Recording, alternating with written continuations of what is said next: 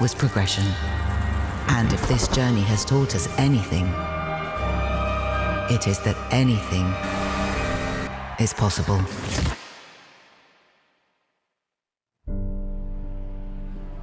It is a journey into the unknown. Lando Norris by himself as a McLaren driver after Oscar crashed on the way to the grid. Bernie Collins is in Sky Race Control. Ted Kravitz in the pit lane, and your commentators for Race 1, the Australian Grand Prix, Martin Brundle and David Croft.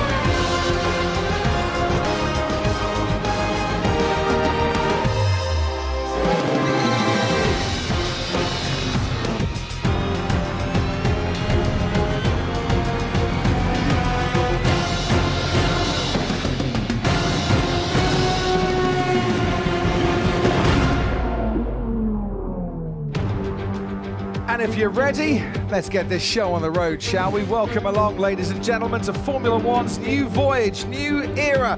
Time to set sail around the world for 24 rounds, starting here in Australia for the opening race of the season, the 30th anniversary of the first World Championship Grand Prix to take place here in Albert Park, a 3.28-mile circuit. No DRS zones this year, replaced by straight line mode, active aero to help the cars maintain a speed. Overtake and an extra electrical boost will replace DRS for this year. We've still got 14 corners. We've still got a very, very tricky street circuit. And the tyres are narrower. Same compounds as last year, though. C5, C4, C3. The cars are smaller, they are more nimble, they are more alive, and we have 500,000 people flocking to the racetrack this weekend here in Albert Park, and a sellout crowd today waiting to get.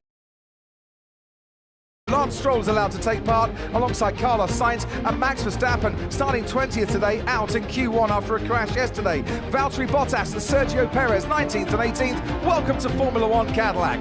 Fernando Alonso starts 17th and ahead of him. Valtteri Bottas and Sergio Perez, 19th and 18th. Welcome to Formula One Cadillac.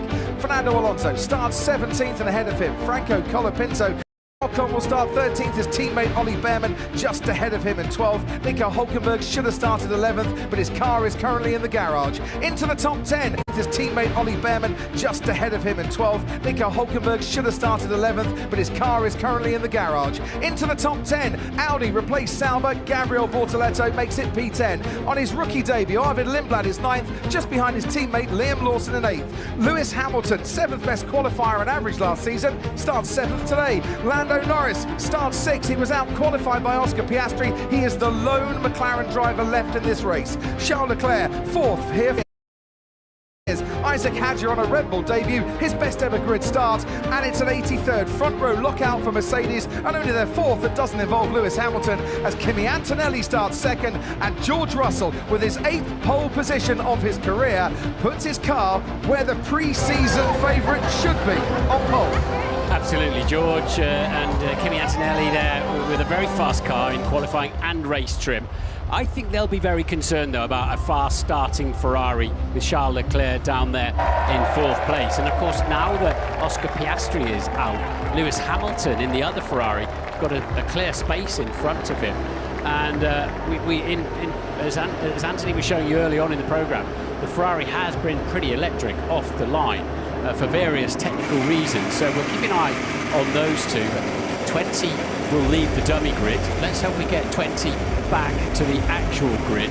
But this is going to be a day of attrition. This is going to be a race to survive, and with the biggest step change in the history of Formula One by some margin. in technical terms. Bernie Collins is at race control for us this afternoon. We've had the pre-season testing, Bernie, but this is the first race. New era, new regulations. How do you sort the strategy out today? Yeah, I think it's going to be new strategy, Crofty, as well, and the teams are just so unsure how this is going to play out. Is it going to be a one-stop? Is it going to be a two-stop? How are the tyres going to perform under these cars? Not quite clear. What we do know is what some of them are starting with on the grid. It seems to be majority medium tyres at this stage. Yeah, that's right. Medium, obviously, with the top 10. And then we go down to Franco Colapinto on the hard, Martin. Fernando Alonso on the soft, Carlos Sainz on the soft, hard for Bottas and Verstappen. Verstappen wants to go long. Aston Martin with Alonso think we need a bit of soft tyre here. There's been a bit of graining. That means the top of the surface of the tyre sort of rips, but F2 had it as well, and they cleaned it up the further they went. So what is Charles Leclerc doing? He's just sitting there, brand new tyres on the grid. And that gives you the rubber that hasn't had a heat cycle, gives you 2 or 3 meters. That's half a car length advantage. That's why they want to, and they've got to bed those in now during this lap. But yeah, the start's going to be critical. The one thing that scares you one of the things that scares you as a racing driver is a car that doesn't get off the start line from standing starts. And we saw as the drivers were pulling away, they have to get to a higher revs. Lewis Hamilton took a while to get going. Ted Kravitz, as ever, down in the pit lane. Afternoon, Ted. Hello, Crofty. Hello, Martin. Yeah, morning, everybody back in Europe. But the one issue in the Audi garage is that Nico Hülkenberg is going to try and start the Grand Prix from the pit lane. They lost communication with his car as it went to the grid. They were trying to replace connectors and other electrical systems. I don't think they've had much success, so I'll keep an eye on it. They're going to try and not start the race at all. So, stories today. Max Verstappen, can he get somewhere near the top 8? That is Red Bull's aim from where he starts down in 20th. And don't forget, 2 podiums in 8 starts for Max in his career from 19th or lower. Last time out, Sao Paulo came 3rd there from the pit lane. Cadillac, how long can they go into this race? In their debut race in Formula One, a year and a day since they got their entry. Can Aston Martin cope with a race? Can Kimi Antonelli cope with a front row start and race George Russell going into the first turn? And what can Isaac Hadjar or Lando Norris do in the top 6? Absolutely. Any number of drivers could win this Grand Prix, and all of them can score points this afternoon. Colapinto already noted for starting procedure infringement.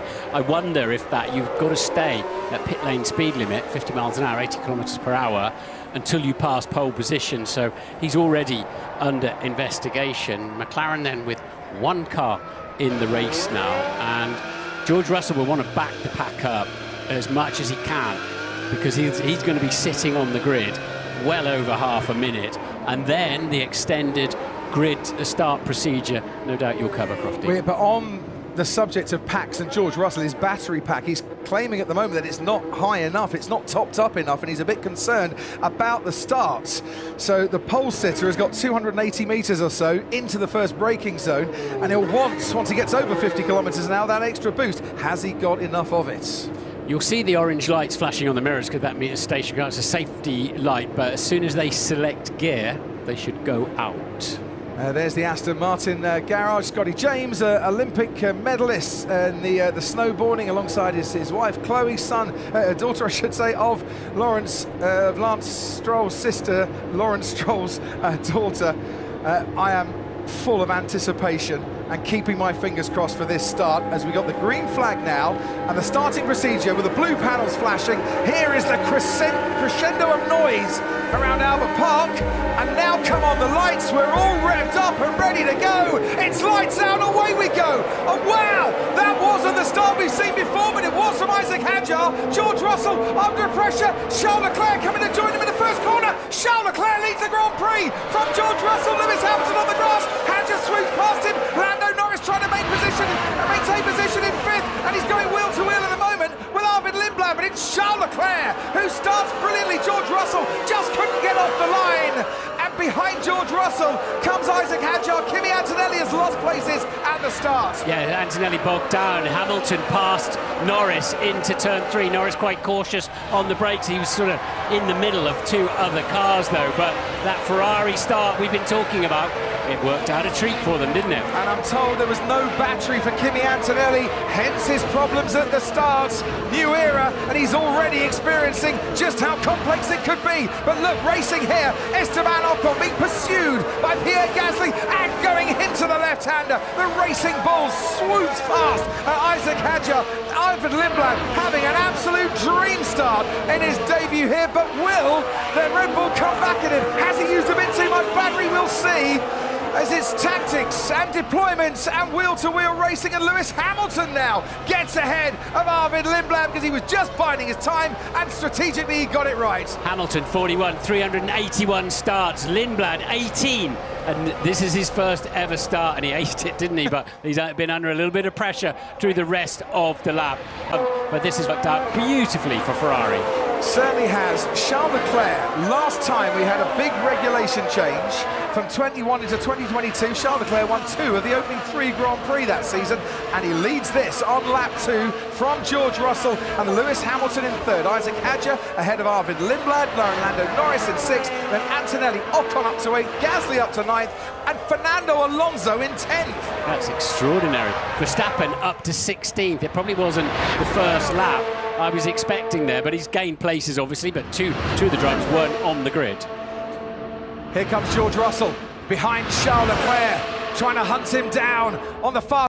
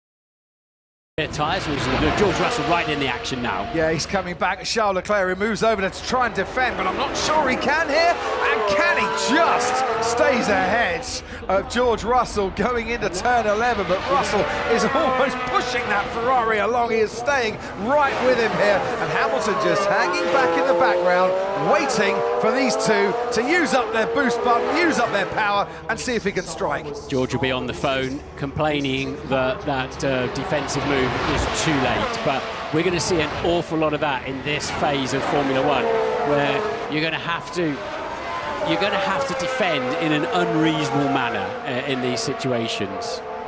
I think George has already been on the phone, Martin, complaining, or the team's radio button. I have a phone in the car. Here we go. That was very dangerous by Leclerc, especially what we spoke about in briefing. I don't know. So what they would have spoken about in briefing is that because the cars can suddenly slow down when they're charging their batteries towards the end of the straight, you don't really want to be right underneath another car because it'd be so easy to take your front wing off. I'm not surprised George complained about that, but Charles, I don't think the stewards will have too much problem with that, but it was right on the limit of being dangerous driving. On board with George Russell as we are now in pursuit of Charles Leclerc down towards turn 11. Just watch the rain lights on the Ferrari. That is when he starts to put more energy and more power into the battery. They call it super clipping, and it's just a recharge mechanism on the straights, so he's got a nice big battery pack full of energy to get out of the corner. While that goes on, we haven't talked about Max Verstappen, who from 20th on the grid has made his way up now into 11th place, and he's chasing down Ollie Behrman. Watch Verstappen, he could well be a feature in the top 6 by the end of this race, starting on the hard tyre and trying to go long in this first stint. He'll need some clear air later on though to make that work, because you know he's heading towards being a pit stop behind the leaders already. Look, and here comes Russell. George Russell got past Charles Leclerc. Leclerc's fought this one back. George Russell just squeezes the Ferrari then into turn 3 and retakes the lead of this race. What's that now? 4 swaps of lead we've had in the first 8 laps. Liking this so far, and George Russell back out in front. He'll be liking that position, but how long can he defend this? Let's watch this run down to turn 9 to see if George was a little bit trigger happy on the battery and if the Ferrari can come back at him. And if not here, into turn 11 as well. He's got opportunities, but he wants to go dancing round the outside. Charles Leclerc, get in there, that's very nice indeed. Charles Leclerc let George Russell have his moment at turn 3, and then into turn 9 and 10, he took that moment back again. Russell's going to try and defend this. This is racing in 2026, and this is the way we wanted it to be. It's tactical, it's strategic, and it is high-speed chess out there with one swap of the lead after the other. And Lewis Hamilton once again then benefits from the 2 in front of him squabbling and using their power in an inefficient way, trying to get track position. And here comes Russell again. Here comes Russell again in the turn 1. It's a massive lock-up from George Russell. He did well to stay on the track, but Charles Leclerc is going to get that lead back again. And Russell surely has flat-spotted his tyres and is now under threat from Lewis Hamilton, who just for one moment thought a gap was opening up for him. 3 cars within about 2 car lengths going into turn 3. Leclerc leads Russell, leads Hamilton, and Hamilton's coming out now at the Mercedes. George Russell arrived at the corner because he was on the boost, arrived at turn 1 faster than on the other laps, and that's why he was too late on the brakes. He'll have a horrendous vibration from that tyre. He's got to carry that now, and that cost him dearly. But it's quite exciting, isn't it? Yeah, not sure what George Russell would have said when he had that lock-up. Blimey, I think might have been the word that comes into my mind. I didn't think he'd made a corner. I thought he was going through the grass, to be honest. So he did well to cadence brake, get off the brakes, but to lock a tyre that much at super high speed, you really do flat spot them badly. Franco Colapinto has a stop-and-go penalty for a starting procedure infringement to be served at his next pit stop. Look for Kimi Antonelli. Yes. Minding his own business, minding his own battery. Fastest lap of the race for him so far, and he's bringing himself right into play. Ferrari versus Mercedes, a little bit of a gap back to Hadjar, but not massive actually. And Lindblad's hanging on nicely, very impressively in 6th place. Meanwhile, that moment at turn 11 that George Russell wasn't overly happy about has been noted by race control. Not being investigated by the stewards as yet, but they might be taking a look at how Charles Leclerc defended. So stop and go penalty for Colapinto. He's basically going to come in, stop and go back out again, not his first pit stop. There's the notation for Charles Leclerc. There's the Ferrari, number 16, out in the lead. And on your screen, in 10th place now, Max Verstappen. He's got past Ollie Behrman, and he's now up into the top 10, and he is not far behind Pierre Gasly. Colapinto is in the pits, as you can see, with the stop clock on there, and that stop-and-go penalty will take him down to last. 20th and last. Oscar Piastri didn't make it to the grid, crashed on the laps to the grids. Seemed like a torque spike that really caught him out. And Nico Hülkenberg, they wanted to try and start the car from the garage and then the pit lane, but that hasn't happened for Audi. Big shame for them on their debut in Formula One. No further investigation for Leclerc's aggressive defence earlier on in the Grand Prix. But Russell's made his point, and now he's sort of collecting himself. If he had fillings in his teeth, they'd be rattling out, because that front, especially the higher your speed, of course, the more that tyre vibrates where you put the flat spot. The other problem you have is, once you flat spot a tyre badly like that, next time you lock the brakes up, it stops in the same place. It's more willing to stop in that place again. So he needs to be careful, but he's still got some good end of speed straight, hasn't he? End of straight speed. He has. George Russell, the medium tyre. Bernie Collins, they'll be thinking now, do they shorten this stint if he has flat spotted it? Because he might start to lose pace a bit more quickly than they were thinking. Yeah, Russell's already been on the radio and told them that he's going to really struggle with that front left tyre for whatever their current plan A was. So he's already told that to the pit wall. One other to look out for is Hadjar. Hadjar's been really struggling with the energy management since the beginning of the race, getting continuous updates from the pit wall about how to maybe do a slightly better job, and he's complaining, look, this isn't working, guys, I'm just sliding backwards from the group ahead. So he's fallen back, Verstappen's catching, lots still to happen. There's a very slow Isaac Hadjar, and that looked like a lot of smoke coming from the rear of that Red Bull. Oh, and Isaac Hadjar, stop it there, son. What has he got to do to catch a break in Australia? Didn't start the race last year. So it'll be a safety car or a virtual safety car. Come on! It's broken. Everything. Right, this is in the pit stop window for a two-stop strategy. Right now, lap 12, virtual safety car has been deployed. You halve your deficit if you want to pit now, the loss that you would normally take. But yeah, and Lando Norris is being told to come in by his McLaren team. This is so heartbreaking for Isaac Hadjar. Was doing so well in his first race for Red Bull, but through no fault of his own, he is out. Ted Kravitz, down to you. A little bit too early, maybe 1 or 2 laps early, but perfect otherwise for a stop. So Lando comes in, we see the Alpine and the Haas stop as well. Nothing from Max Verstappen as yet, he'll be coming round, and nothing for George Russell. I think he just missed it to George Russell. There's Carlos Sainz making a stop as well, but they have to stop now. It costs you 21 seconds to do a pit stop under normal conditions, and only 13 seconds to do a pit stop now. The Racing Bull's coming in as well. I'm expecting to see Russell and potentially Antonelli as well. I'll keep an eye on whether the Ferraris, I'm not seeing the Ferrari mechanics, Crofty, out in the box, but I'm expecting to see them in a moment. No, top 4 still. Leclerc, Russell, Hamilton, Antonelli haven't stopped. So a virtual safety car means you've got to keep to a delta time on your steering wheel, earliest time of arrival at various points around the circuit, so that they shouldn't gain or lose any track position or track distance, I should probably say. But yeah, and the reason, of course, that you lose just over half as much time under a virtual safety car is because everybody else is going much slower while you're in the pit lane. Bernie Collins will come to you in 2 seconds. Let's just have a listen on board with Isaac Hadjar.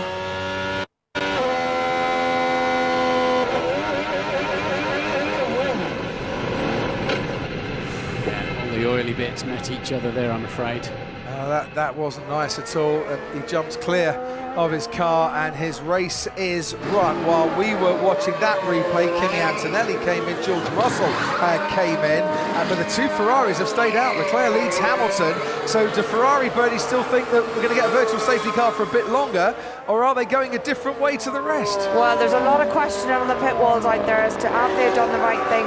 Russell, as he went past the accident, gave the information to the home VSC. It's good information for the pit wall, but they still chose to box the 2 Mercedes. Hamilton immediately, as he went past the pit entry, being told to stay out, said, are we sure this is the right thing, guys? They might have another lap to change that decision if they want to.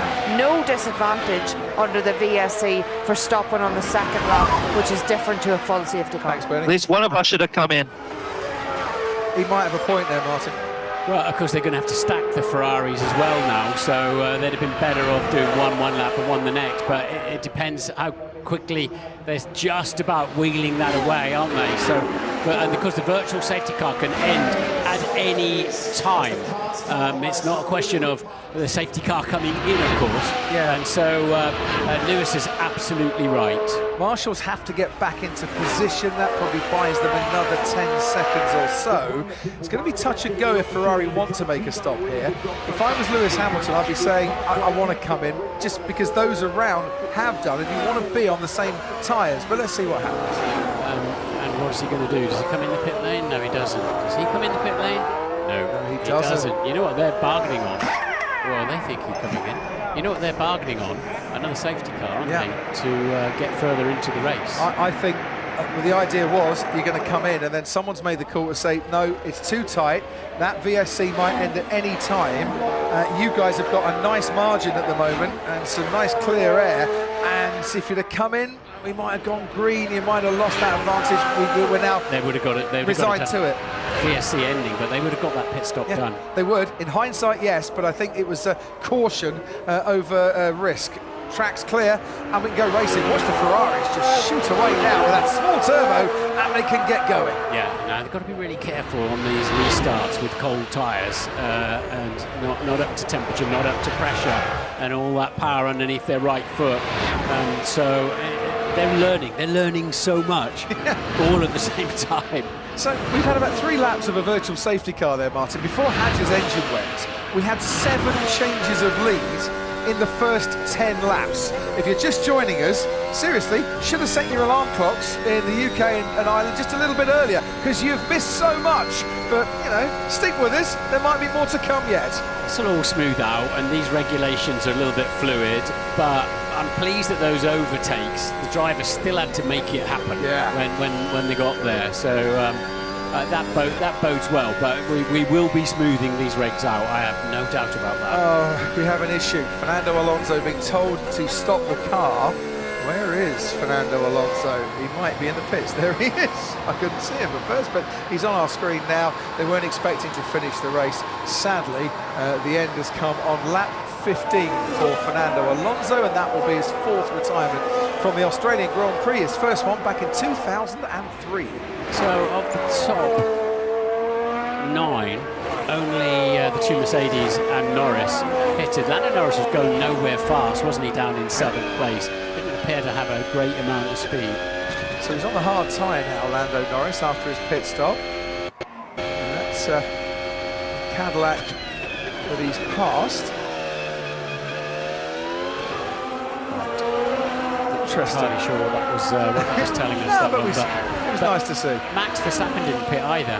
But he started on the hards, didn't he? Yeah, he wants to get as much out of those tyres as he can. So Leclerc leads, Hamilton 2nd, haven't pitted. Russell 3rd, has pitted. Lindblad 4th, hasn't pitted. Antonelli 5th, has pitted. Verstappen, Behrman, Bortoletto haven't pitted. Lando Norris from 9th down to Carlos Sainz in 13th have pitted.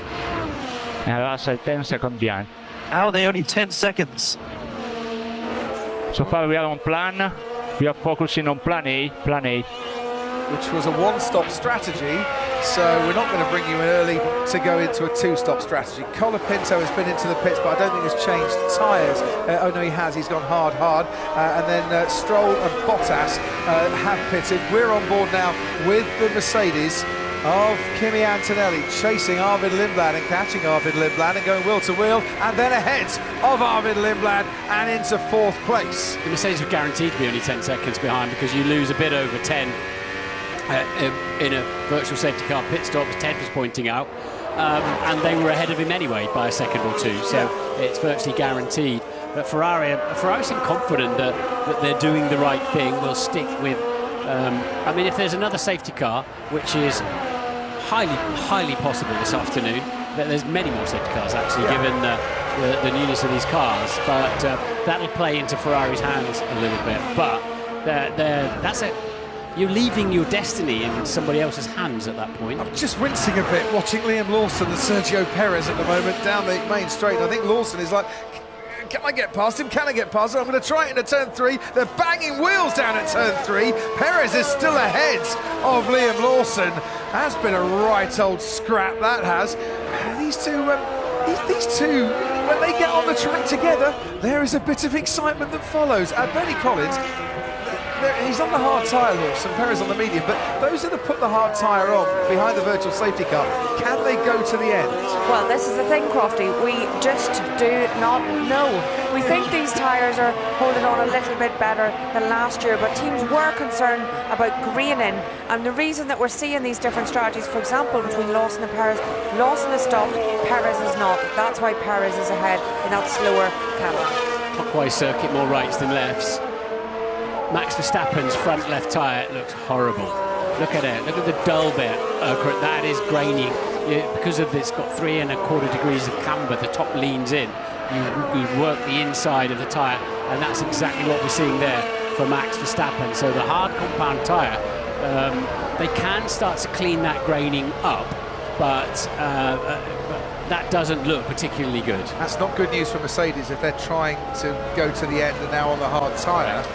We have some graphics, we have some battery graphics to show you when it's being deployed and when it's being recharged. While we watch those, Ted has words from the pit lane. I think it's about right that Red Bull don't think that Mercedes can do the rest of the race, 45 laps on the hard tyre. So they're looking at a 2-stop. I think they were all open-minded on tyre strategies, Crofty. It was probably the least of their worries, wasn't it, given all the demands from the power unit. So I'm expecting to see Max Verstappen in on 5 or 10 laps time, and then we'll sort out the second stops later in this brilliant race. Thanks, Ted. Now, Arvid Lindblad might be a bit vulnerable here because Max Verstappen has way more battery power than Arvid Lindblad, as overtake is enabled for him as well. So there's an extra half a megajoule from that, but his battery is more topped up even going into the detection. Into that corner, see when they put the brakes on how the battery tops up. Lindblad has just got a little bit more back than he needed. Verstappen using a bit more energy as he was gaining towards Lindblad down the main straight. Russell massively faster than the two Ferraris on the previous lap and homing in on them. And this is Lawson and Perez again. It's amazing that one of them hasn't lost the barge board. They're rather massive on the side of the car that's so critical to the airflow. And this was where it's going to happen, if it's happening anywhere. And look, the wheels intertwined, and somehow neither of them went round. There's no love lost between those two ever, is there? That was a little return. Cadillac, Valtteri Bottas. We've lost one Aussie before the start. We might have lost the honorary Aussie on lap 18 here. Customer Ferrari engine in the back of that one at the moment, and Ferrari will be very happy about that indeed, as long as they don't close the entry of the pit lane. I was just about to say that, Martin. Will they close the pit lane entry? Another virtual safety car. So Bert Meyerland is still waiting to get out on the track in his 500th Grand Prix in the actual safety car. Oh, and that's such a shame for Valtteri Bottas and for Cadillac, the 167th constructor to enter into Formula One. Full start-up day. I want to talk about debut. In 2016, the entry is not closed, so they're all going to barrel in. Lindblad, Verstappen, and then Ollie Behrman coming into the pits to make their first pit stop. Bortoletto's coming in too. Lindblad's first ever pit stop in Formula One, and he was taking it carefully. And Max, what's happened there? They had to hold him briefly to find a gap for him to feed back into. But so Lindblad obviously treating the speed line a little bit cautiously.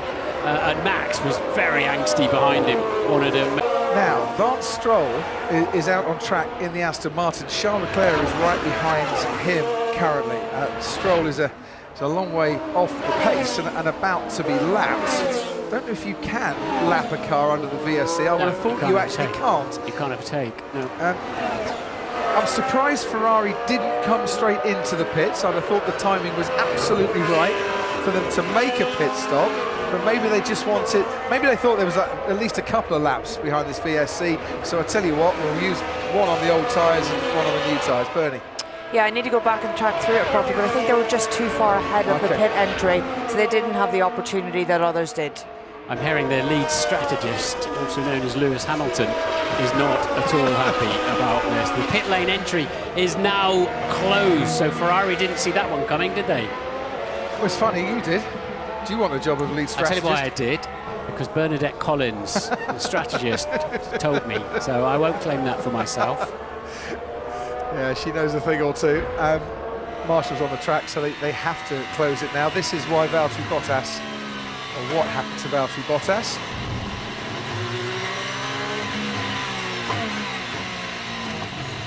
And I think he was told to stop. I know he didn't just trundle into the Aussie V8, the F2 supplementary pit lane. He was told to stop immediately, and that's why he did comply with that. Now this is bad news for Ferrari, who are leading this race, but haven't stopped yet. The VSC is ending. They need to start building up a bit of a gap here, if they can, as Max Verstappen is right on it, behind Arvid Lindblad, who moves over to the left-hand side and slams that door shut in the face of the four-time world champion. Rookie against four-time world champion here. Sister cars, a sister team, of course, but Lindblad, in his first Grand Prix, will not be intimidated by Max Verstappen. He's gone very wide in turn 3, but recovers it. So the 18-year-old is keeping his head under extreme pressure, and there's nothing between these two teams anymore where they say, just let my man through, would you please? It's not like there's a world championship anywhere near at stake at the moment. Max Verstappen was Formula One world champion for what, 1,457 consecutive days, pulling off overtake after overtake at will sometimes, and he's going to try and pull off another overtake here on the young rookie Arvid Lindblad into turn 9. He's got his Red Bull ahead and up into 6th place. While that happens, Esteban Ocon goes past Gabriel Bortoleto and moves up into 9th place. Ferrari better hope there's another virtual safety car, but Bernie said that she thought they were too far past the pit entry to use that. My tyres are still okay, do not box me at the same time. Lewis is thinking, how can I just gain a bit of an edge on my teammate here? Do not box me at the same time. I do not want to sit in the pit lane waiting behind him, thank you very much. And then you've got to get all your restarts sorted out with your turbos. So Lewis, and quite a bit of graining on his front left, but he's just saying, don't stack us.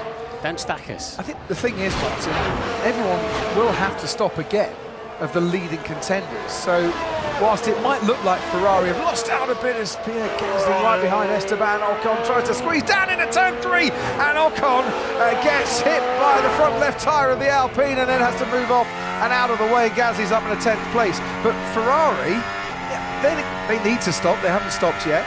The other leading contenders are all going to have to stop again.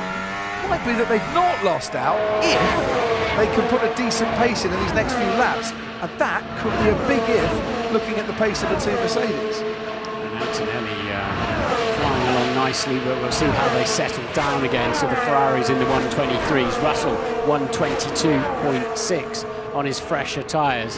So you can't help but think that the Mercedes is the faster car in this race, but Ferrari have done well with getting track position, mostly because of the start. Leclerc leads from Hamilton, 1.5 seconds, give or take. The gap. George Russell catching Lewis Hamilton. In 5 laps' time, he's going to be right on the tail of his former teammate. Kimi Antonelli runs in 4th, Lando Norris 5th, and Max Verstappen up to 6th after starting 20th on the grid. Arvid Lindblad is 7th and Ollie Behrman is 8th, and there are 5 British drivers in this race. Currently, the 5 British drivers are all in the top 8. Apologies to the 14 other nationalities in this race, but let's fly the Union flag there. One of them, the reigning world champion, hasn't got any speed. Lando Norris afternoon. Max Verstappen's catching him very quickly in every sector of the lap. So for some reason, and we haven't really seen any lightning pace from Norris and his McLaren today. I just wonder as well, with what happened to Oscar Piastri on the laps to the grid, have McLaren had to be a bit cautious in this race to try and prevent anything like that happening to Lando in the race? Is the only McLaren in it, and it's you want to get to the checkered flag, but you do. But no, I think it was a very specific thing, wasn't it, with Piastri going to the grid? So yeah, Leclerc and Hamilton then running still in the mid-23s.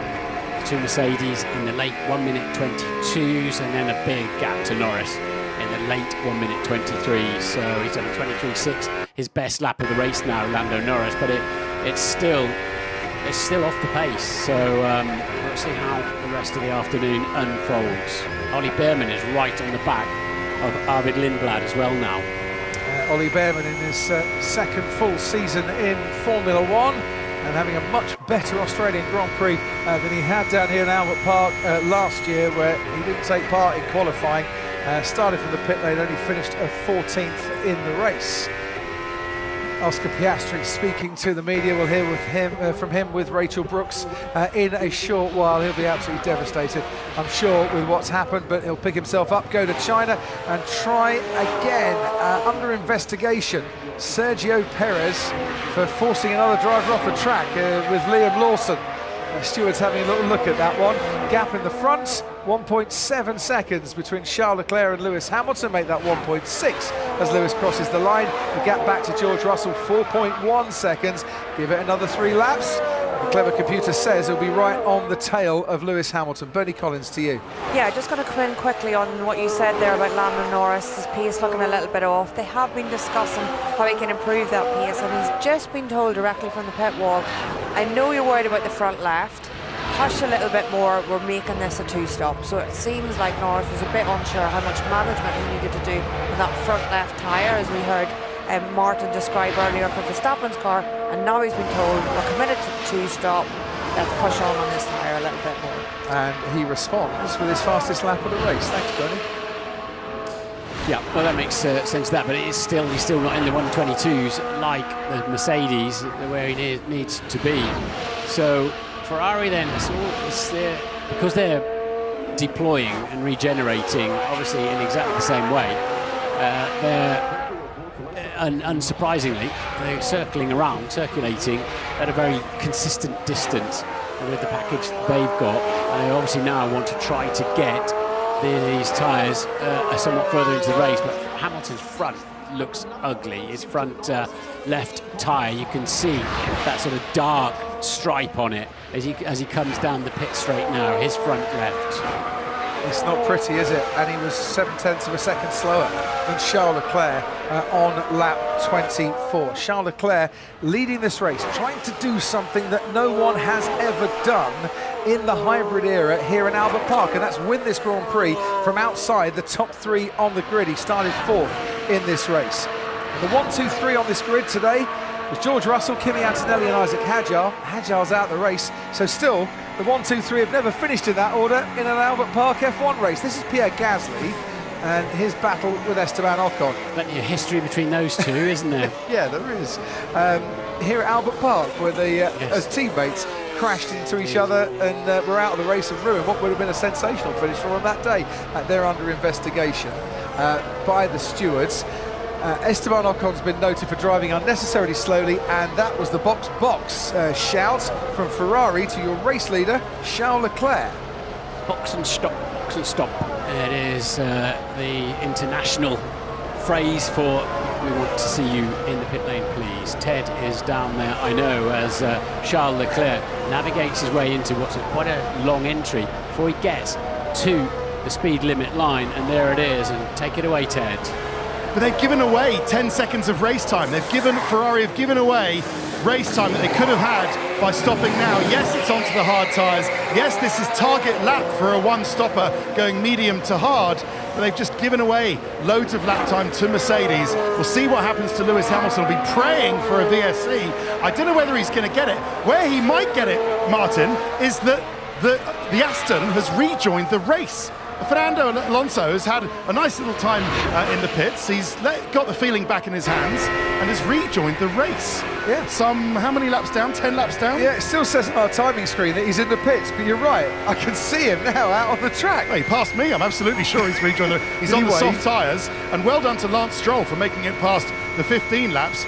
In fact, we're now 25 laps where he felt he couldn't continue because of the vibrations, causing nerve damage to his fingers. Well, look, there's 4 drivers definitely out of this race. If they can finish Aston Martin, that might be very, very important later on in the season.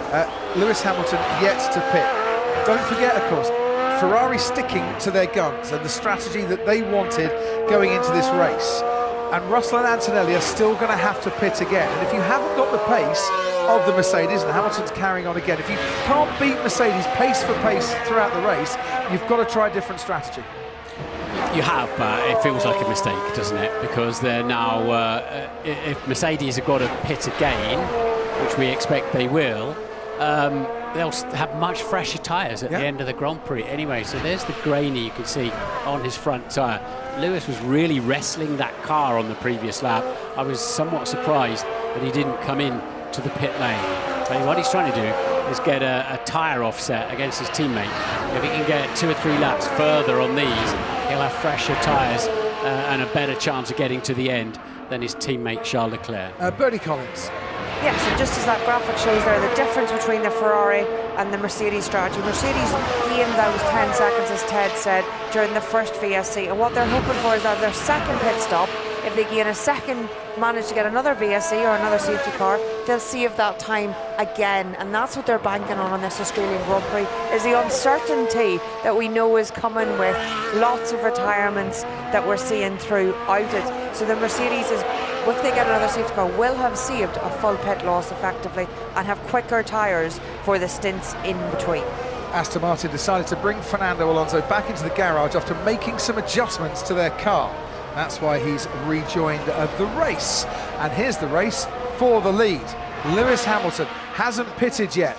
Lap 27 of 58, and he's got a gap of about 9/10 of a second to George Russell. Russell has pitted. Every single driver has been into the pits in this race other than Lewis Hamilton, two-time winner here in Albert Park. And whilst we watch this battle, Sergio Perez has just been noted for ignoring blue flags. I know he's been away from a year, Martin, but he must remember the blue flags. Yeah, so he's not been letting the leaders through. He doesn't seem very happy. He didn't seem happy when I spoke to him on the grid either, did he, Sergio Perez? But we're approaching half distance, and we've still got 8, as Lance Stroll picks the Aston Martin, we've still got 18 runners out on the track.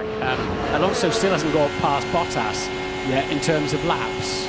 George Russell hasn't got past Lewis Hamilton yet, but it's coming. It really is coming, and there's a gap on the inside. Russell's going to take it. George Russell retakes the lead of the Australian Grand Prix. It's another Ferrari he's had to overtake, not Charles Leclerc this time. He's pitted and he's down in 4th. George Russell breezes past Lewis Hamilton, who's been running those tyres now for 27 laps. And let's see what he can do now, out in front and not under pressure from a car right up his gearbox. Yeah, and that's not necessarily about battery. That is, as Lewis Hamilton does peel into the pit lane, that is just getting much better drive, using 1,000 horsepower off the corner, getting much better drive out of the corner with traction with the tyres. Talking of tyres, Max Verstappen has just been on the radio saying that his tyres are terrible. 9 laps he's had those mediums on for. Hard tyre for Lewis Hamilton. Listen how he has to keep the revs so high when he's in that pit box, and he comes out behind his teammate Charles Leclerc. But Charles Leclerc has been running his hard tyres for 3 laps, so Lewis has what is called a 3-lap offset strategy. Okay, I think the one stop is viable. Copy that. If there's anyone who can do it, it's George Russell, Martin. Yeah. The tyre whisperer when he needs to, isn't he? And because they don't have to. Remember, he got disqualified in Spa. He got disqualified in Spa because he won the race, but he basically used the tyres for twice as long as anybody thought they could. But that doesn't matter anymore because the car is weighed, and then the weight of 4 tyres is added to it. So it doesn't. That's not a concern if you wear your tyres thin now. 724 kilos plus the mass of the tyres, you're right. Arvid Lindblad with the lock up there. Ollie Behrman will see that and think, oh goody, might just be on for a little overtake coming up. Alex Albon is behind his teammate Carlos Sainz, Williams 12th and 13th currently, and I reckon it's about 44 laps that George Russell's got to put in, maybe 42 laps that he's got to put in to go to the end of this race on the tyres that he's currently running. So that is a whisper and a half, that is. Well, we'll see what his pace is like. Now the Ferraris are in the 22s and George is in the 1-minute 23s. He has just passed Color Pinto, but traffic, actually the 18 runners are nicely spread out around the track to an extent at the moment. So picking off the back markers, not too much of a problem.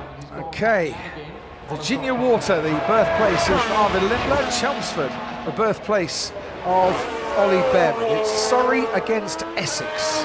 Out on the track currently. Rookie against, driver going into his 28th Grand Prix. Arvid Lindblad, I think, has done really, really well so far this weekend. He led his teammate Liam Lawson for every session, practice and qualifying, right up until the last lap in Q3. But he's now racing. He did more laps than anyone else in Bahrain in the second test. He can cope with the demands of these cars, but under racing conditions, it's different. Super impressive. And he's coped with with Verstappen in his mirrors. He's coped with the start, the first lap, and he's just done an outstanding job. But Bernie has more news for us. Yeah, I was just going to come in quickly on the Ferrari v Mercedes race, how it stands at the minute. At the moment, Russell would have a safety car window over the two Ferraris, but that's not going to last for long, because the two Ferraris are currently around 0.5 of a second quicker a lap with that much fresher hard tyre, and that's what they're banking on. They can close that safety car window and force the Mercedes into another pit stop or to emerge behind under a safety car. So hoping that tyre offset will bring them good. Just explain for our audience what a safety car window is. Exactly, sorry Martin. So safety car window is the gap where would you come out on track if there was a safety car. We reckon that gap is around 10 seconds. You can see there on the left hand side between the leader and Charles Leclerc is 14.4 seconds. So at the moment Russell would stop and come out ahead of Charles Leclerc. However, if that drops below 10, at that point under a safety car, Russell would emerge behind Charles Leclerc, and they are pushing now, half a second a lap, get that safety car window closed.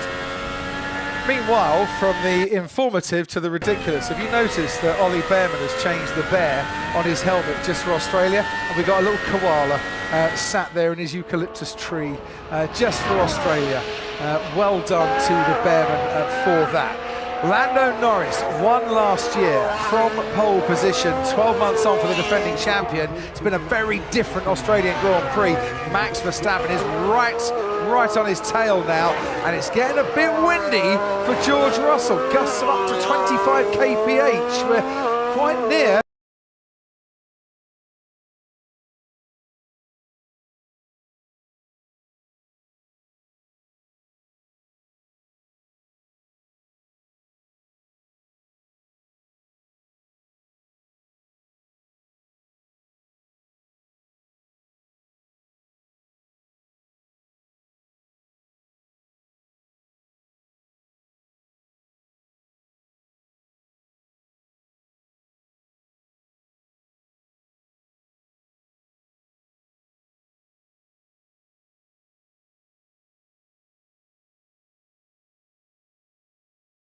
Worth the early alarm call on this Sunday morning. Lap 32 of 58, George Russell, who won the only two Grand Prix he led last season in Canada and Singapore, is back in the lead and 6 seconds clear of his teammate Kimi Antonelli. We should talk about Bortoletto in the Audi in 9th, decent lap times as well in the World Championship points at the moment. So whilst Nico Hülkenberg sadly has long retired, the Audi in its first Grand Prix is in the points. Gary Barlow in the McLaren garage, and Norris just needing a little patience so far in 2026. Maybe we're thinking of going to the end, but let us know what you think about tyres. That's gonna be brave. Okay, copy, we'll monitor. Well, fortune favours the brave. Yeah, George feels it's doable. Kimi's not quite so sure. But yeah, I mean, if George pitted now, he'd come out just behind Lewis Hamilton. But of course, how long is it since Hamilton pitted? Lewis Hamilton has been running his tyres for 4 laps. Yeah, not exactly worn out, are they? So, yeah, they're bang on a one-stop strategy at yeah. Ferrari, aren't they? Could you do 26 laps on a medium? No, not at this rate, because they just throw the tyres after 10. That's not even a maybe from Lando Norris, and I like that. It's affirmative, no, not going to happen. You're going to have to think of something else. Meanwhile, Max Verstappen chasing down Lando Norris. Got a bit more battery deployment on this section towards turn 11 at his disposal. Lando Norris has drained his battery, and Max can gain a lot of ground behind him going into that corner. Let's see, though, out of it, if Lando Norris can stick ahead. And while we watch this battle, Ted's got some news. So if there are going to be some second stops, then that's going to be in about 3 or 4 laps time. That's the premium time. That's the spot-on lap. And I can see some action down here in various pit garages, people thinking about it. Crofty, do interrupt if the old Norris-Verstappen rivalry is going to be revisited. Let me tell you about Pierre Gasly going really well in the Alpine. Alpine have not had a good weekend so far. Oh, virtual safety car, Ted. And I think we got some debris on the track.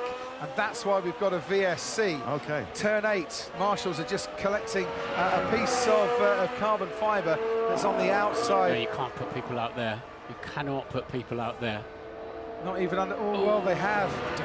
Well done, Kimi Antonelli, for staying way to the left, and Fernando Alonso, Lance Stroll too. If this lasts, this is a gift for Mercedes. I think it's going to end quickly. George Russell's coming to turn 11. The debris came from Sergio Perez, Cadillac. Yeah, it was the barge wall we were talking about earlier on that eventually made a bid for freedom. Ted, VSC is ending, and George Russell hasn't made it to the pit lane yet. Well, that was why I said you can't put people out there, because how blind that corner is. Yeah. Look how blind, and the drivers are looking inside the car a lot, making adjustments to the, especially in VSC conditions. Anyway, Max Verstappen, we'll come back to you in 2 seconds, Ted. Max Verstappen here is right on the tail of Lando Norris. Thought about a late break into turn 11 for just 1 split second. Nothing doing. Swooping now into turn 12 we go. Verstappen, who started this race in 20th, looking for the top 5 currently as Lando Norris comes in to make his second pit stop in this race. His tyres had gone. No point continuing the battle with Max Verstappen. It wasn't one that they felt he was going to win. So now a pit stop. And well, here's McLaren. 1.8, 1.9 seconds they were doing in previous years for pit stops. There go the revs. And out he goes in 2026. Let's get the stopwatch on the stationary time. 2.5 seconds for Lando Norris. And it looked really slick.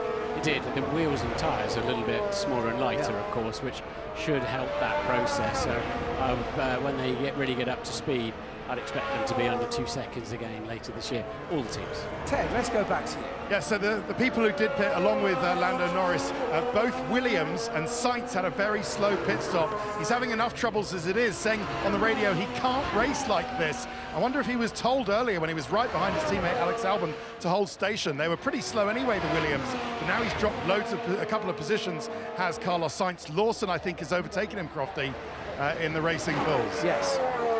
He has. Fernando Alonso has come back into the pits again. Whether he comes out, we shall see. And we're on lap 36 of 58. There's your strategy so far.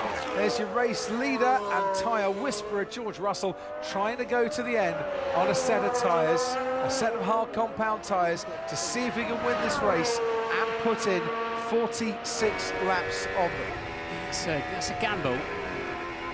That is a gamble now, because unless they can get the luxury of another safety car pit stop, they've got to go a long way, and the pendulum's swinging back a little bit towards Ferrari here. A 1:23.0 from Russell on the previous lap, a 1:23.5 for Leclerc, 1:23.3 for Hamilton. But any gains that Russell makes now are going to be offset by Ferrari having much fresher tyres towards the end of this race. Verstappen, you feel, is going to have to pit again as well. He's on 17-lap-old medium tyres. They're committed to a 2-stopper, but that front left to George Russell, that looks to be graining quite significantly. Unless he can burn through that, but yeah, that's a tall order for him to do that. And if he's in the 22s now, though, again. But if you can't make it, you've got to pit early enough. You can't start losing time and then leave yourself not enough laps on the fresh tyres to compensate for a pit stop. So if George stopped now, he'd come out side by side with Lewis Hamilton, but behind Antonelli, and who we assume has to stop again as well. But actually both Mercs are now into the 22s. Leclerc's just had a scruffy lap, a 1:24.3. And looking at the driver tracker, does not appear to have passed anybody or had to get through traffic. I think he was trying to lap Franco Colapinto, and that's what cost him a little bit of time. Fernando Alonso's out of the race to conserve components. Aston Martin have retired the Spanish driver from the Australian Grand Prix.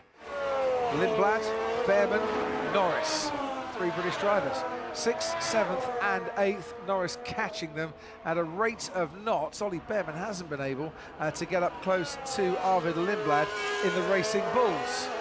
I think Lando Norris, after his second pit stop, should make light work of this, you would have thought. It was moving around. We're hearing Lance Stroll is retiring as well, but the McLaren are moving around under acceleration. But I guess what Lando's got to be sure he doesn't do on the brand new tyres is actually just open the surface up straight away.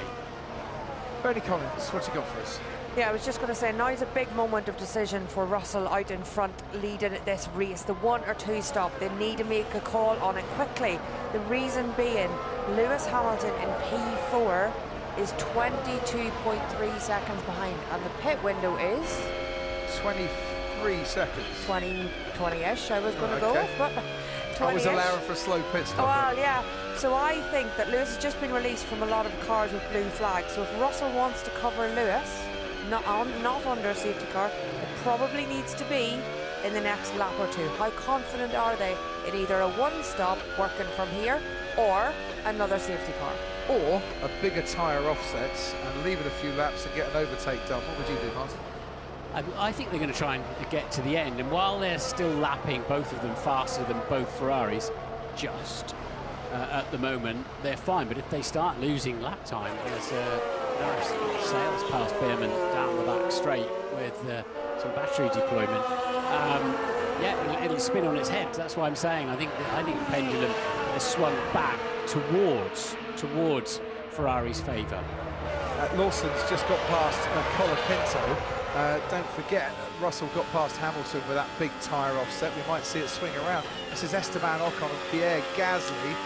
As we said, round here, these two leave nothing in the locker. And getting a nice slipstream. And then when the Alpine just starts recharging the battery, then Ocon decides that's the moment to not think about recharging and to think about overtaking, because you can deploy that little bit extra. That's the sort of tactics you're going to have to employ in 2026. Sainz is catching Colapinto. Leclerc's just set a fastest lap of the race. Norris is now after Lindblad. Yeah, Ferrari decided to do is go and put Mercedes under pressure, force them into doing something they may not want to do, pushing these tyres harder or pitting. There goes Lando Norris pulling out from behind Arvid Lindblad, and he is back ahead of the Racing Bulls. He's behind Max Verstappen. He's lapping significantly quicker than Max Verstappen. He's racing Max Verstappen in this race currently.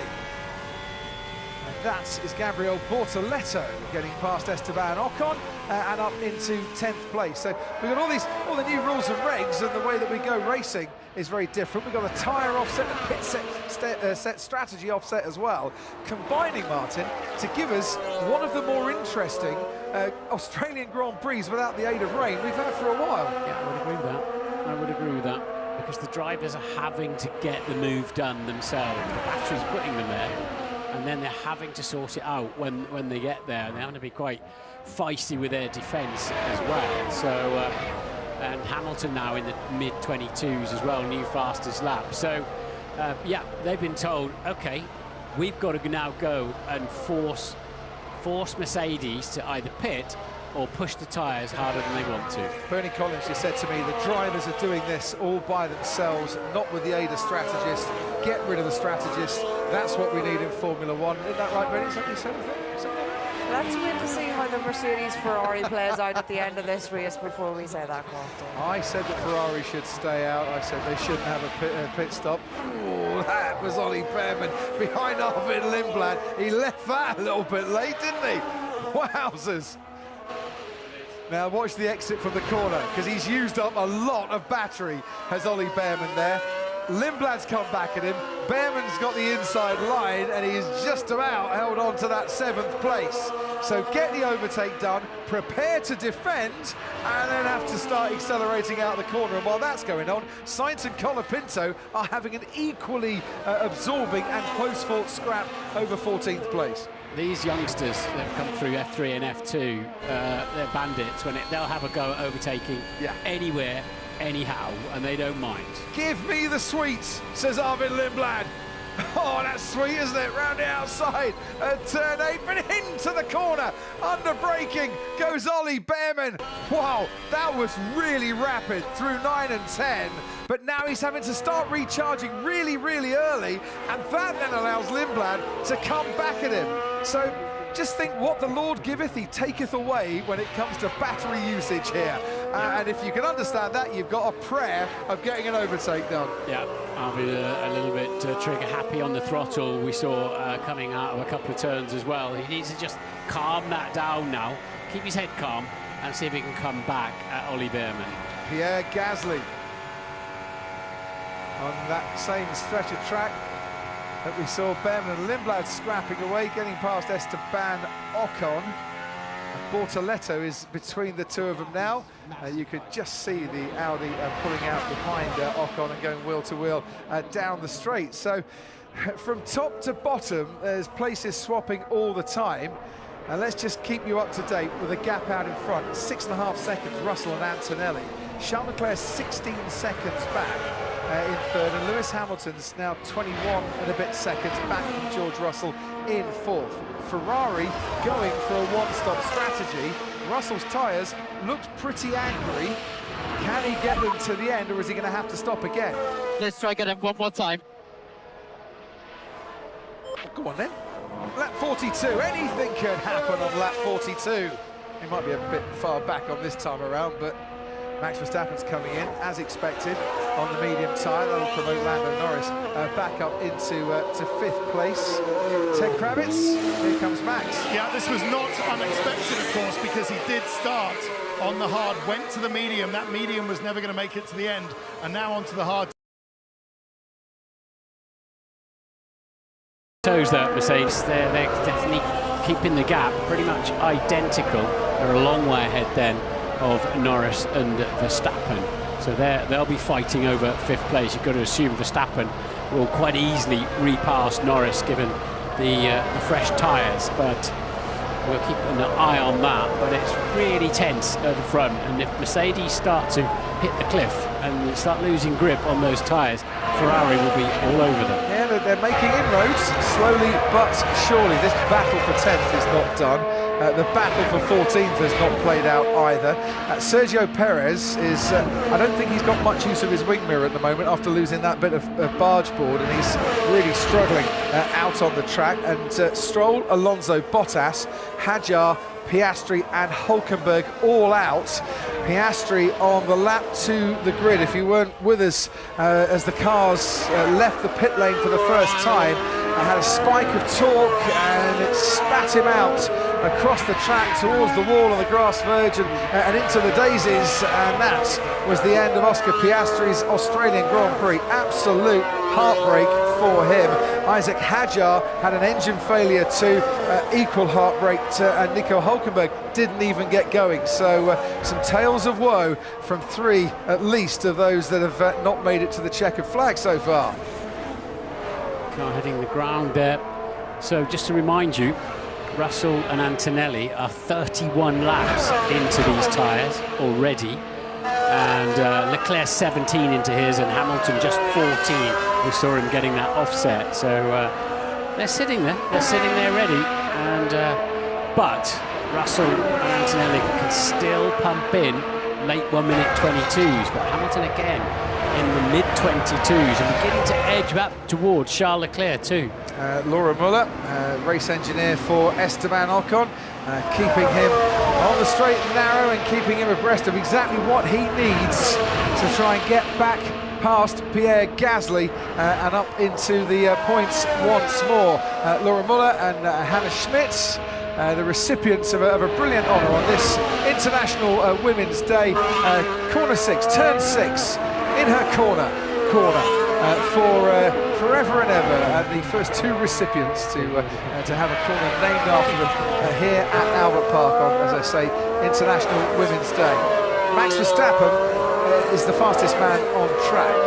Just looking at the way the cars are all spread, George Russell is soon going to be coming up behind that Gasly-Ocon battle. And I just wonder if they are thinking of pitting George Russell, do they need to do it, Mercedes, kind of now before he catches them and loses even more time, potentially, Martin, with the blue flags? Well, if they do that, he's going to have to pass both Ferraris at the end, towards the end of the race. So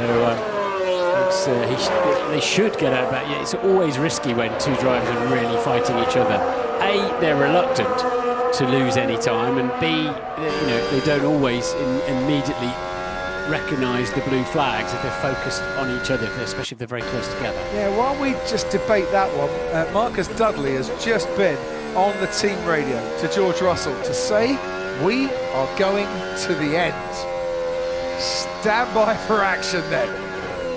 Because the Ferraris are going to have to pick up some pace here. Yeah, they've got a lot of data off the car, of course, including the tyre, a huge amount of data about the tyres. So it's not the driver knows what it feels like, but they've got enough knowledge of temperature and how that all relates to tyre wear across the surface. So they're saying that from a position of knowledge rather than a bit of a gung-ho matter. So, Russell and Antonelli. You'd imagine Antonelli going to the end too. And Verstappen is pushing hard. He knows now's his best chance on you. No reply that we hear from Lando Norris on the medium tyre. It has been for 10 laps. Max Verstappen back on the hard tyre. They say 2 sets of hard tyres at Red Bull, which might have been a very good decision, and really catching Lando Norris now. I don't think Lando will have an answer, to be honest, when he gets there.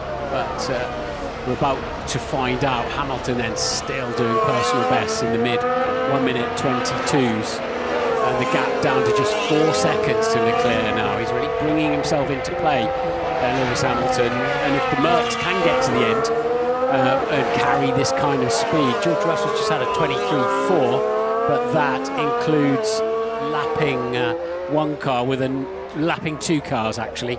So that's why George is a little bit steady. In fact, it's not a bad lap considering he's just got past 2 cars. Into turn 1 we go. Norris ahead of Verstappen, battling for 5th and for 6th. As you can see how the gap has been closing over the last 3 laps with Max Verstappen since he made that pit stop. Sergio Perez has just come in for another pit stop at Cadillac, their first race in Formula 1. They've been simulating races all of last season back at the factory in Silverstone. This time they're doing it for real. They've got 1 car left after Valtteri Bottas was told to stop just before the pit lane. We can get focusing on Gasly and Ocon once again.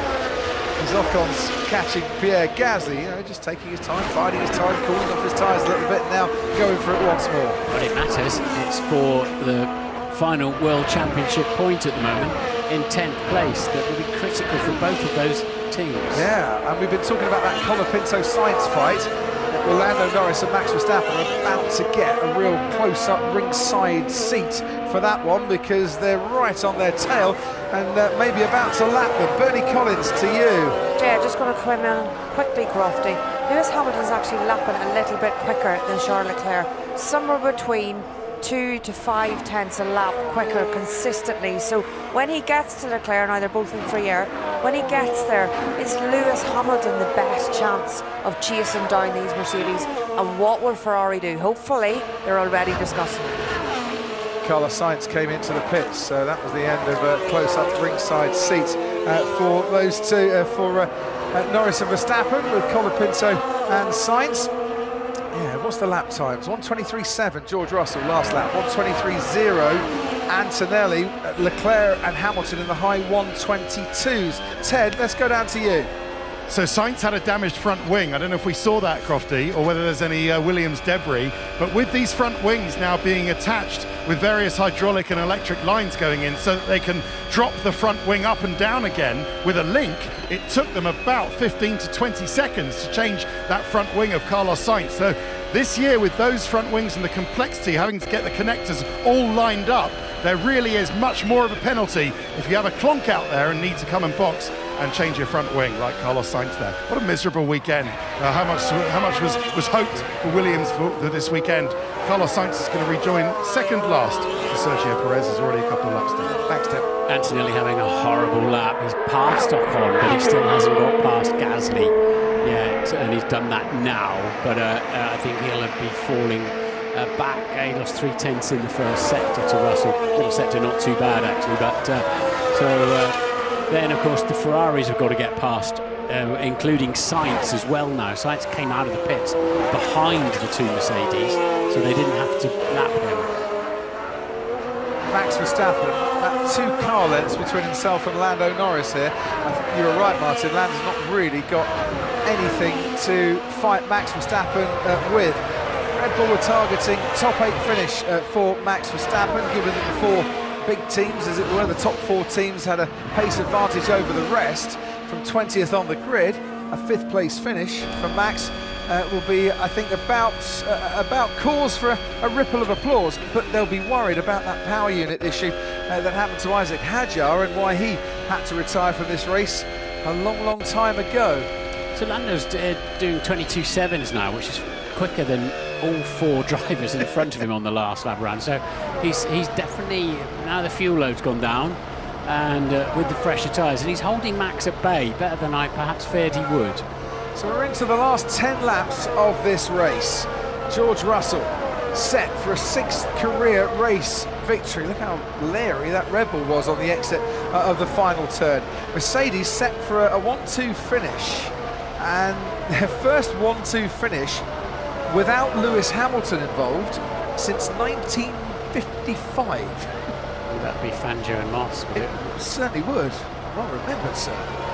It's incredible. 61st 1-2 finish in total, and only their 3rd since the start of 2020. If there's one thing I am definitely sure of this weekend, Mercedes are very glad to say bye-bye and auf Wiedersehen to the ground effect regulations that they never really enjoyed very much. We've still got a few laps to go. This is encouraging for Mercedes that with the 9 laps to go, including this one, they're still pumping in 1:22s. If you're Max Verstappen, do you fancy a little late dive on the brakes here to try and get past Lando Norris, who's already harvesting energy long before they get to the corner? Verstappen didn't fancy on that occasion a chance to dive down the inside, but he's gaining and thinking to himself, where can I find a way past here? Where can I use my skill, my tactics, my battery, and my foot flat to the floor to try and get this top 5 finish? He's the fastest man on the track towards the end of this.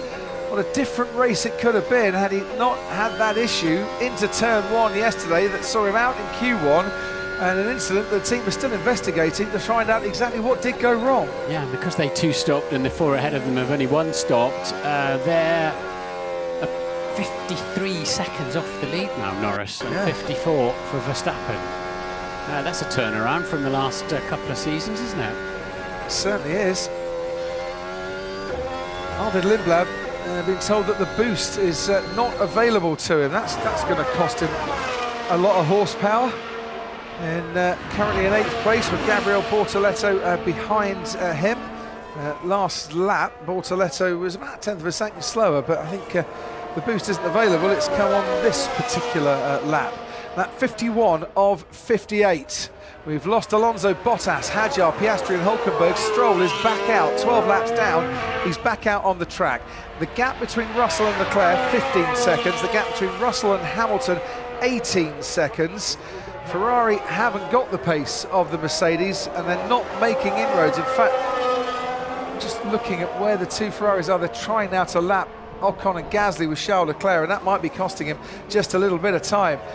Lando keeps banging in, quick lap after quick lap, and he's keeping Max Verstappen very much at bay here. Hamilton just 3.2 behind Charles Leclerc now, so is edging ever closer to him. Max is to Lando Norris, so Max's tyre is just 9 laps old, Lando's the mediums 16 laps. So compare that, and it's ominous because Mercedes out front have done 38 laps on their tyres now, and they're all lapping around the same lap time. So it just shows you how good that Mercedes is.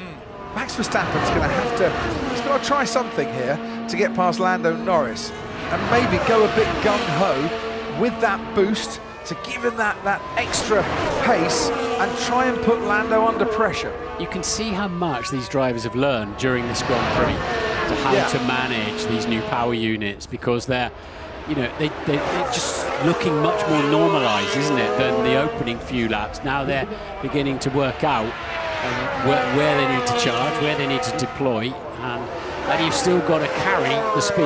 You've still got to ace the braking, and they're so hard to drive these cars because you turn up into corners at very dissimilar speeds. Yeah, you know, you really can be 30 miles an hour faster. 7 laps to go. Keep pushing. Doing well. Yeah, leave it to me. Thanks. Hasn't had a podium, Lewis Hamilton, here in Australia since 2023. He's 1 place off the podium currently. Zach Brown watching tensely, I'm sure, from the McLaren pit wall here. Lando's doing a decent job of keeping Max at bay, Zach, but Max is getting that bit closer, I think, here. Yeah, Lando's doing a great job. This is going to be tough, I'm not sure, but you know who I'm cheering for. So Lando seems to sort of found much more of a rhythm in the second half of the race and sort of race leading pace, and now he's got fresher tyres. Found something or learned something, or was he carrying an issue? No issue. I think we're learning as we're going here on all this deployment and where to recharge. So he's doing a great job. 5 to go, but Max looks like he's sizing him up. And have you had a chance to speak to Oscar since he got back to the pits? Yeah, I did very briefly before the start of the race. He's obviously bummed out. Told him to shake it off. We got another race coming up, and disappointed for him and the team, but 23 more to go. Can you give us any indication of what happened? Was it a combination of cold tyres, driver error, spike in torque? What was the situation, Zach? We didn't see anything on the data. I think there was a spike in the torque. And of course, your tires aren't fully up to speed, so we got to do a full download with him and look at the data. But that would maybe be our early guess. Thanks ever so much, Zach. I'll let you get back to watching the battle unfold. I think Max has used that boost, and he is trying to force Lando to use the boost himself in retaliation and take him to a place he might not want to be. We haven't got the data, unfortunately, for these two, but that's the turn 6 through 7 now, but where you need your battery as high. And look at that, how much Lando's pulled out by obviously charging nicely through the slower corners, and he's given himself a bit of breathing space for now. Meanwhile, out in front, George Russell is threading his way through some of the back markers, or those on the fringes of the points, and that's given Kimi Antonelli a chance just to close the gap a little bit. 4.5 seconds just under now for him. And if Antonelli can get through Bortoleto, Colapinto nice and quickly, he might be within striking distance in the last couple of laps. Lindblad and Behrman, I think, are the next ones for George Russell to get past, and he has just done that. Meanwhile, on board with Liam Lawson on the soft compound tyre, he's catching Alex Albon as Lando Norris putting a respectable distance for himself and his heartbeat, I think, between himself and Max Verstappen. Yeah, he just gained 0.8 of a second in the previous lap, and then a 1:22.3. That it's really settling down actually for Norris and the McLaren, but they are on fresher tyres. Just set the fastest final sector of this race so far. Just watching as well the timing screen and the action on the track. George Russell, I would imagine, has got into a nice, cool rhythm and a decent zone now. The threat that might have been coming at him from Ferrari, who stopped that much later with their pit stop, seems to have dissipated now. He's got a Mercedes car that's giving him the power, and he's got the talent that's going to take him on to get the glory here, I think. And of course, Ferrari stopped under green flag conditions, didn't they? So they took the full pit stop penalty, and Mercedes have punished them. punish them hard for that. Yep, and even if they'd have taken it under a VSC, take off 10 seconds, they'd still be behind Antonelli, they'd still be behind Russell, but it might have, they might have been that much closer, but they haven't got the answers to Mercedes here at a track that will suit this car. It's a power track, and if you've got the best power unit, then you should be making these sort of results. Yeah, but what they gave up was track position. They lost control of the race. That's the critical thing, with Ferrari's sort of tactics, as it were. Hamilton just 2.5, 2.3, saying up there now, behind Leclerc. He'll be right on Leclerc's tail, won't he? But probably not close enough as we home in on these final laps. And the final lap, Martin, we've been talking about the battery and the boost and the overtake mode. You can drain that down to 0 to the checkered flag.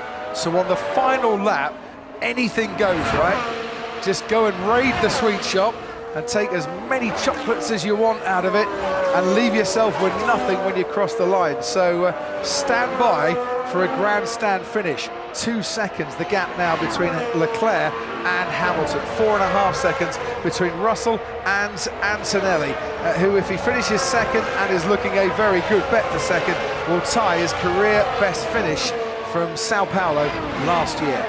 Verstappen's dropped out of the overtake zone now. Anyways, 1.7 shows 2.1 up on the screen, 1.7 on our computer in here. And you can see where Verstappen's hard compound tyres have opened up again, have started graining, and he just lost some grip. Shout out and a mention to Gabriel Bortoleto before we go into the last couple of laps, running in 9th for Audi. Sauber, thank you very much indeed. So many good memories of that team. Their first race here in Australia, 1992. Well, the 166th constructor is Audi. They've replaced Sauber, and on their debut, they look like they're going to score a couple of points. It might even be 4 if Bortoleto could get past Arvid Lindblad, who's run a super race himself. That there's the gap on the track between Arvid Lindblad and Gabriel Bortoleto, 2 real stars for the future and for the present as well. Just a lap and a half, really, or a lap and 2/3 to go for George Russell and Kimi Antonelli for a Mercedes team that's, well, haven't finished 1-2 in a season-opening race since 2019 when they won both championships that year. Yeah, very ominous, isn't it? But it does look to me as if Ferrari will run them close if they ace everything. I think we've got to expect McLaren and Red Bull to develop. They'll develop their way into that gap as well and close the gap down. So we'll see. Every track's going to be a different story this year as well. Yeah, correct. Very different story. You'll be getting up early next week, will you? Watch the Chinese Grand Prix. And the sprint race to come as well. 2 qualifying, 2 races, 1 practice session. It's not a lot of time for the teams to do their learning next week.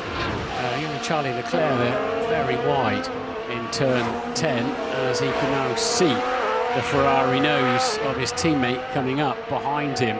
But Lewis is going to run out of time, isn't he, and distance. But he's definitely looked the faster, to me, of the 2 Ferrari drivers this afternoon. Just getting caught out a little bit with pit stops and running wide in the first corner cost Lewis some time. He had to re-navigate his way past those cars. Yeah, he was into the daisies, sadly for him, and that did cost him right at the start. Hamilton on for a 4th place finish here for what will be the 5th time since joining Ferrari. He's not been on the podium yet, but we're on the final lap. So what has he got at his disposal? And look how the gap's continuing to come down just a little bit. Has he got more boost available to him? Can he just throw everything at the electrical deployment and see if he can close down on Charles Leclerc? Meanwhile, further on up the road is George Russell, and he's been further on up the road since Saturday morning in FP3, where he started to show why everyone thought Mercedes were the pre-season favourites and why he was the favourite for the Drivers' Championship. He went and took pole by a massive margin. He's had to survive people coming at him and overtaking him for the lead, but since he got it back again midway in this race, he's not looked like letting it go, and George Russell wins the Australian Grand Prix and starts 2026 in absolute flying fashion. For Mercedes, it's a 1-2 victory as Kimi Antonelli, who started on the front row alongside George, takes that second place. And for Ferrari, it's 3 and 4. Charles Leclerc and Lewis Hamilton separated by just 0.6 of a second as they get to the checkered flag. The wait for a podium at Ferrari carries on for Lewis Hamilton. The wait for a win in 26 was but a brief, minuscule moment for Toto Wolff and his team. They have confirmed why people think they're the favourites this year. There's a long way to go, but what a start for them.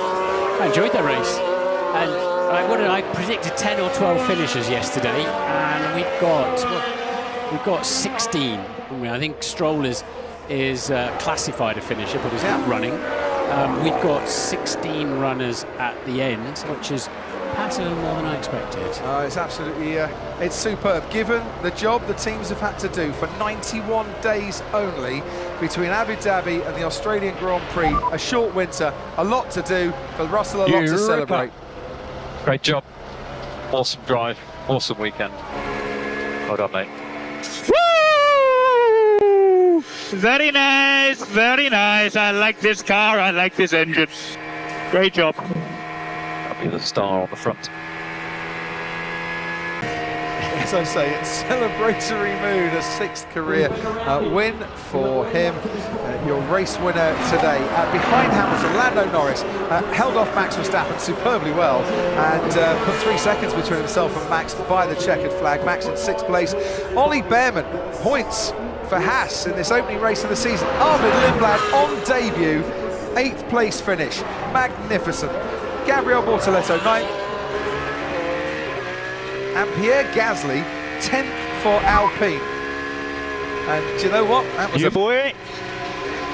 Nice work there, Kimi. Great recovery.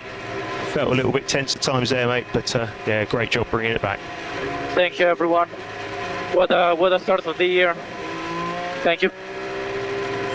Alpine scored 2 points in the final 11 Grand Prix last season. Gasly's opened up the season with a point there ahead of Esteban Ocon. Albon, Lawson, Colapinto, Sainz, Perez finishing the race. 3 laps down, but well played him, and Cadillac Lance Stroll finished the race too to take 18th, and we lost Alonso and Bottas, Hadjar and Hulkenberg and Piastri even before the start. Driver of the day, Max Verstappen, the Salesforce driver of the day. He deserves that, 20th up to 6th. And we're up and running in 2026, Martin. I'll tell you something else that I'm seeing and feeling strongly is that Kimi Antonelli is going to keep George Russell on his toes. When you consider the big smash he had yesterday, how he recovered, and the poor start he had today, how he recovered, he was right there. Georgie, congratulations, well done. It's a good start, car and power unit and the driver combination. Really good. Congratulations, really well done. We're all super thrilled. Yeah, great job, everybody. Been a long time since we've been here, so very well deserved for all the efforts. George looked so composed all weekend, didn't he, though? In pre-season testing in Bahrain, he wandered down the paddock in his short shorts and his sports top, and he just looked like a man on holiday, not a man who's gone back to work. And I'm not saying he wasn't doing any work, he just had that air of calm about him even then. He knew, even at that stage, what the team had created. Now, others will catch up. For the Mercedes power unit customers, they are learning this engine all the time. There will be development going on for the teams, but you've got to take the opportunities when they come. And Mercedes have done that today with a 1-2 finish. 15 seconds clear of Charles Leclerc was George Russell. Kingsland's fastest Formula One driver, sadly. Well, yeah, I think you never had the car, that's the trouble, Martin. No, he's driving beautifully, he really is. And you know, there'll be a lot of moments this year with safety car restarts or changeable weather. There's going to be a lot of bizarre things happen, and George's got the experience now. He's done the hard yards, hasn't he, at Williams, joined Mercedes just as they stopped dominating, kept his head down, and now it looks like he's going to get the reward. Absolutely. After finishing 2025, his most successful season in Formula One, he started out with victory here in Albert Park as George Russell, and Last year a podium, a third place finish. This year